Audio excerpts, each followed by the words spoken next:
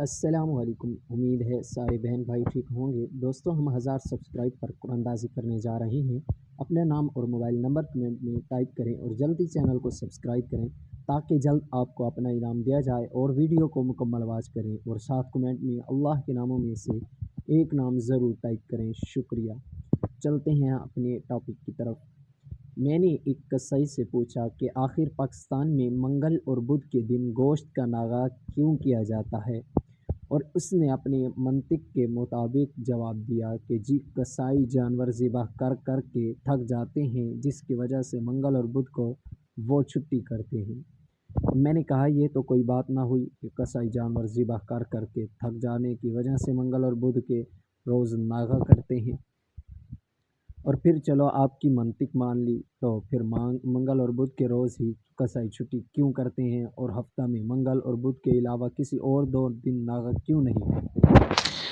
آخر منگل اور بدھ کو ہی ناغہ کیوں کیا جاتا ہے؟ تو وہ خاموش ہو گیا۔ اب اگر مجھے بھی علم نہ ہوتا تو میں اس قصائی کے بے منطقی بات کو اپنی بے علمی کی بنا پر فوراً مان لیتا، کیونکہ وہ اور میں دونوں بے علم ہوتے تو جیسے ایک علم والے کو کسی علم والے کی بات عقل کو لگتی ہے تو وہ اپنے جیسے علم والے انسان کی بات کو مان لیتا ہے، ایسے ہی جب ایک بے علم انسان کی بات ایک بے علم انسان کی عقل کو لگتی ہے اور وہ اپنے جیسے بے علم انسان کی بات کو فوراً مان لیتا ہے، وہ میرے منطقی سوال پہ قصائی کے چپ ہو جانے پہ میں نے کہا کہ میں نے پڑھا ہے کہ جب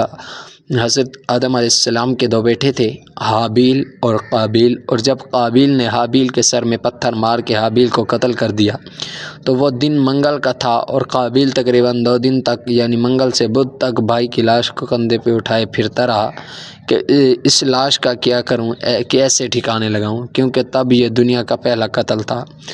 تو قابیل کو معلوم نہیں تھا کہ کسی انسان کے مرنے کے بعد اس کے ساتھ کیا کیا جاتا ہے۔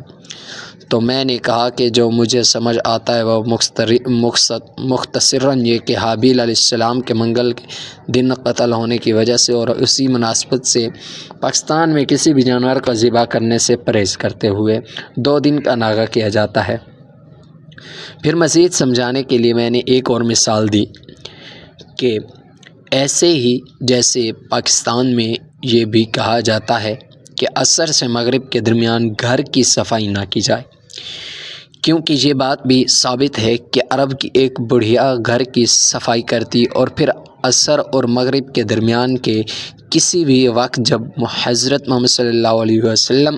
اس بڑھیا کی گلی سے گزرتے تو وہ بڑھیا حضور اقدس صلی اللہ علیہ وسلم پہ روزانہ کوڑا کرکٹ پھینکا کرتی تھی، جس کی وجہ سے مسلم گھرانوں میں عصر سے مغرب کے درمیان صفائی کرنا اور کوڑا کرکٹ پھینکنا وغیرہ مناسب اور برا سمجھا جاتا ہے، غیر مناسب اور برا سمجھا جاتا ہے۔ پر قصائی ساری بات سن کے خاموش رہا، جیسے ساری بات کو سمجھنے کی کوشش کر رہا ہو۔ حضور پاک کا نام مبارک سننے یا پڑھنے کے ایک بعد ایک بار درود پاک پڑھنا لازم ہے، اس لیے درود پاک پڑھ لیں اور کمنٹ میں اللہ کے ناموں میں سے ایک نام ضرور ٹائپ کرتے جائیں،